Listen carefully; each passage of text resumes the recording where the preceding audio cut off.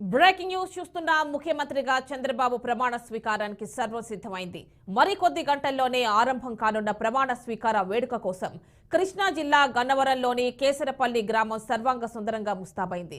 20 ఎకరాల ప్రాంగణంలో 3 అత్యంత భారీ జర్మనీ హ్యాంగర్స్ టెంట్లను ఏర్పాటు చేశారు. ప్రత్యేక ఆహ్వానితులు వీవీఐపీలు వీఐపీలకు ప్రత్యేకంగా పాస్లు జారీ చేశారు.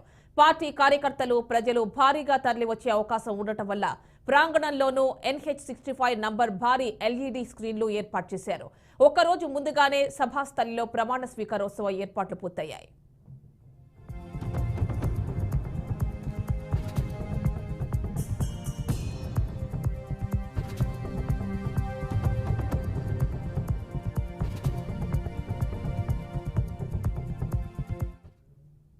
ఈ కార్యక్రమానికి విదేశీ జాతీయ స్థాయి అతిథులు తరలివస్తున్నారు.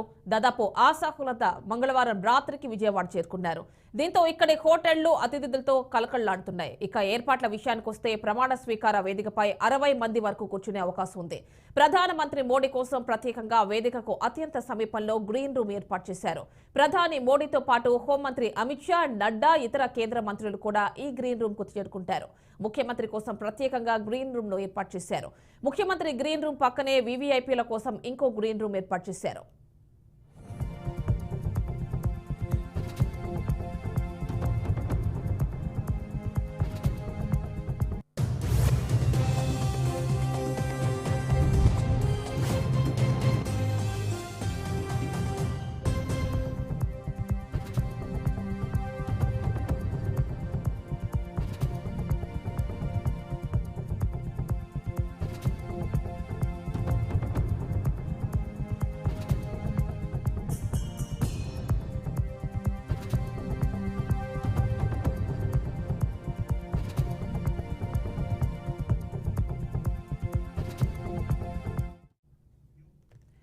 ముఖ్యమంత్రిగా నారా చంద్రబాబు నాయుడు, డిప్యూటీ సీఎంగా జనసేన పార్టీ అధినేత పవన్ కళ్యాణ్ ప్రమాణ స్వీకారం చేయబోతున్నారు. వీరిద్దరితో పాటు మరో 23 మంది మంత్రులుగా ప్రమాణ స్వీకారం చేయనున్నారు.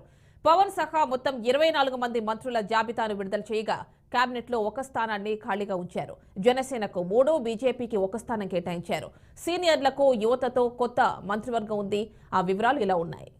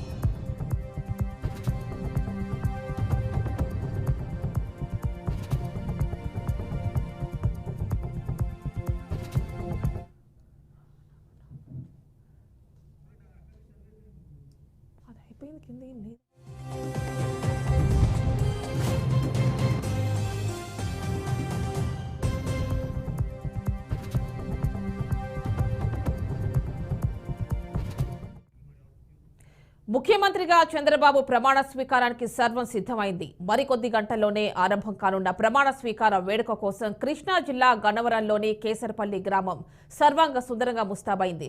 20 ఎకరాల ప్రాంగణంలో 3 అత్యంత భారీ జర్మనీ హ్యాంగర్స్ టెంట్లను ఏర్పాటు చేశారు. ప్రత్యేక ఆహ్వానితులు వీవీఐపీలు వీఐపీలకు ప్రత్యేకంగా పాస్లు జారీ చేశారు. పార్టీ కార్యకర్తలు ప్రజలు భారీగా తరలివచ్చే అవకాశం ఉండటం వల్ల ప్రాంగణంలోనూ NH65 వెంబడి భారీ ఎల్ఈడీ స్క్రీన్స్ ఏర్పాటు చేశారు. ఒకరోజు ముందుగానే సభాస్థలిలో ప్రమాణ స్వీకార ఏర్పాట్లు చేశారు.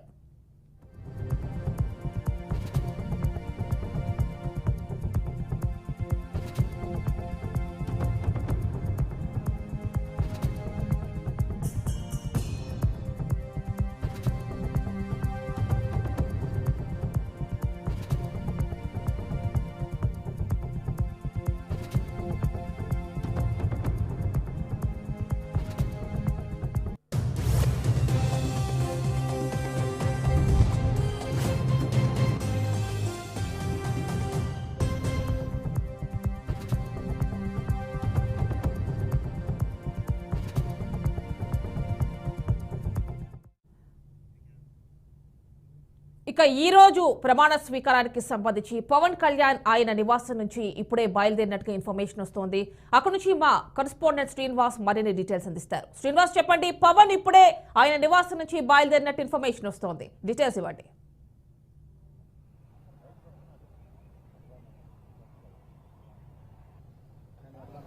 జనసేన పార్టీ అధినేత పవన్ కళ్యాణ్ ఇప్పుడే తన నివాసం నుంచి అంటే మంగళగిరి పార్టీ కార్యాలయం నుంచి బయలుదేరి చంద్రబాబు నాయుడు ప్రమాణ స్వీకారానికి బయలుదేరుతున్నటువంటి విజువల్ మనం చూస్తున్నాం. ఇప్పుడు కారు ఎక్కి కారులో ఇప్పుడే కూర్చోవడం జరిగింది. అంటే ఆల్రెడీ మొదటిసారి చూసుకున్నట్లయితే గనక ఎక్కడైతే ప్రోటోకాల్కి సంబంధించి చూసినట్లయితే గనక ప్రోటోకాల్ వాహనాలతోటి అధికారికంగా ఆయన్ని తీసుకెళ్లి చంద్రబాబు నాయుడు ప్రమాణ స్వీకారానికి తీసుకెళ్ళడానికి కూడా రెడీ చేసినటువంటి పరిస్థితి కూడా ఉండటం జరిగింది. ఆంధ్రప్రదేశ్ నూతన ముఖ్యమంత్రిగా చంద్రబాబు నాయుడు 10 గంటల 45 నిమిషాలకు ప్రమాణ స్వీకారం చేయడానికి అన్ని ఏర్పాట్లు సిద్ధం చేయడం జరిగింది. ఆయనతో పాటు 24 మంది మంత్రులు కూడా ప్రమాణ స్వీకారం చేస్తున్నారు. అంటే ఆంధ్రప్రదేశ్ లో కూటమి విజయం సాధించిన తర్వాత కూటమి అభ్యర్థులందరూ కూడా 24 మందితోటి ప్రమాణ స్వీకారానికి సిద్ధం చేయడం జరిగింది. వారందరూ కూడా ఈ రోజు ప్రమాణ స్వీకారానికి సిద్ధమవుతున్నటువంటి పరిస్థితి ఉండడం జరిగింది. అయితే మనం ప్రస్తుతం జనసేన పార్టీ కేంద్ర కార్యాలయం వద్ద ఉన్నాం. ఇక్కడ జనసేన పార్టీ అధినేత పవన్ కళ్యాణ్ మొదటిసారి ప్రోటోకాల్ వాహనాలతోటి అధికారికంగా ఆయనకి సంబంధించి బయలుదేరుతున్నటువంటి పరిస్థితి కూడా ఉండటం జరిగింది. అయితే ముఖ్యంగా చూసుకున్నట్లయితే గనక పవన్ కళ్యాణ్ ఈ వాహనంలోనే బయలుదేరి ఆయన వెళ్ళటానికి సిద్ధమైనటువంటి పరిస్థితి కూడా ఉంది. ముఖ్యంగా చూసుకున్నట్లయితే గనక ఈ రోజు ఆయన మరలా పదవి మొదటిసారిగా మంత్రివర్గంలో కూడా చోటు లభించడం జరిగింది. మొదటిసారి మంత్రిగా ప్రమాణ స్వీకారం చేయడానికి కూడా వెళ్తున్నటువంటి దృశ్యాలను మనం చూస్తున్నటువంటి పరిస్థితి కూడా ఉండటం జరిగింది. అయితే ముఖ్యంగా చూసుకున్నట్లయితే గనక ఇక్కడ ఉన్నటువంటి పరిస్థితి చూస్తే గనక జనసేన పార్టీ అధినేత పవన్ కళ్యాణ్ మొదటిసారి కేబినెట్ లో చోటు సంపాదించిన తర్వాత అధికారిక వాహనాలతోటి పైలట్ వాహనాలతోటి ఆయన ప్రమాణ స్వీకార కార్యక్రమానికి వెళ్తున్నటువంటి పరిస్థితి కూడా ఉంది. అయితే ముఖ్యంగా చూసుకున్నట్లయితే గనక రాష్ట్ర మంత్రివర్గం అంతా కూడా 24 మంది మంత్రివర్గంలో చోటు తగ్గినటువంటి పరిస్థితి ఉంది. 24 మందిలో జనసేన పార్టీ అధినేత పవన్ కళ్యాణ్ తో పాటు అలానే నాదెండ్ల మనోహర్ తో పాటు కందుల దుర్గేష్ జనసేన పార్టీ నుంచి 3కి ప్రాధాన్యత ఇచ్చినటువంటి పరిస్థితి కూడా ఉండటం జరిగింది. అయితే ముఖ్యంగా చూసుకుంటే రాష్ట్రంలో జనసేన పార్టీ అలానే బీజేపీ తెలుగుదేశం 3 కూటమిగా ఏర్పడిన తర్వాత 164 స్థానాల్లో ఘన విజయం సాధించడం జరిగింది. 164 స్థానాల్లో ఘన విజయం సాధించిన తర్వాత ప్రభుత్వ ఏర్పాటుకు శ్రీకారం చుట్టారు. ఈరోజు 10 గంటల 45 నిమిషములకు చంద్రబాబు ప్రమాణ స్వీకార కార్యక్రమానికి ఉండటం జరిగింది. అయితే ఈ ప్రమాణ స్వీకారానికి దేశ ప్రధాని నరేంద్ర మోడీ అలానే వివిధ కేంద్ర మంత్రులతో పాటు అనేక సినీ ప్రముఖులు కూడా హాజరు కానున్నారు. ఇప్పటికే విజయవాడలో చూసినట్లయితే కనుక విజయవాడలో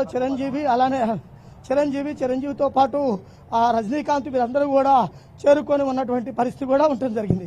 అయితే ముఖ్యంగా చూసుకున్నట్లయితే కనుక రాష్ట్రమంతా కూడా ప్రమాణ స్వీకార కార్యక్రమాన్ని శ్రీకారం చుట్టి చూడటానికి ఎల్ఈడీలు కూడా ఏర్పాటు చేసినటువంటి పరిస్థితి కూడా ఉండటం జరిగింది.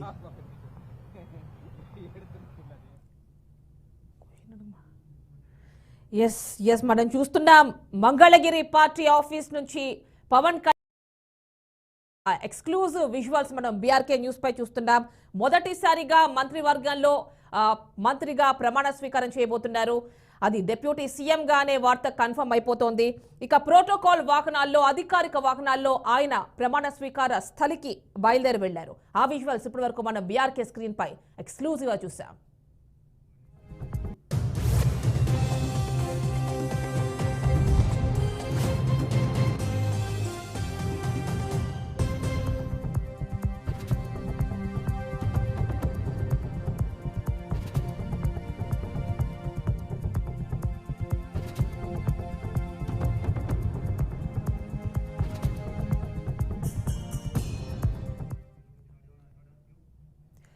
శ్రీనివాస్, ఇప్పటి వరకు మనం చూసాం పవన్ కళ్యాణ్ అధికారిక వాహనాల్లో ప్రమాణ స్వీకారోత్సవానికి బయలుదేరి వెళ్లడం. ఇక మిగిలిన డీటెయిల్స్ లో ఒక్కసారి చూద్దాం మనం. అంటే మొత్తం 24 మంది, అంటే చంద్రబాబు నాయుడుతో పాటు 24 మంది ప్రమాణ స్వీకారం చేయబోతున్నారు అన్న ఇన్ఫర్మేషన్ వస్తోంది. ఒక్క స్థానాన్ని మాత్రం ఖాళీగా ఉంచినట్టుగా కూడా తెలుస్తోంది. మరి దానికి సంబంధించి ఎలాంటి ఇన్ఫర్మేషన్ ఉంది?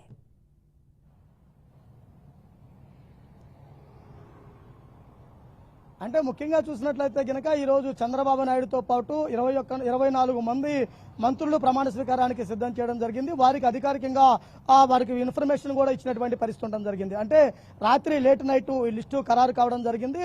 అందులో చూసినట్లయితే గనక రాష్ట్ర వ్యాప్తంగా 164 మంది కూటమి అభ్యర్థులు విజయం సాధించిన తర్వాత వారిలో 24 మందికి మంత్రులుగా అవకాశం కల్పించడం జరిగింది. కులాల వారీగా, మతాల వారీగా, అలానే జిల్లాల వారీగా కూడా విభజించి వారి యొక్క సీనియారిటీకి ప్రాధాన్యత ఇచ్చిన విధంగా కూడా ఈ మంత్రి పదవులు కేటాయించినటువంటి పరిస్థితి ఉండడం జరిగింది. అయితే ప్రతి చోట కూడా ఒక్కొక్క మంత్రి పదవికి 5 నుంచి 6 పోటీ పడినా కానీ వారికి సముచిత స్థానం ఇచ్చే విధంగా కూడా వారిని ఎంపిక చేసినటువంటి పరిస్థితి కూడా ఉండడం జరిగింది.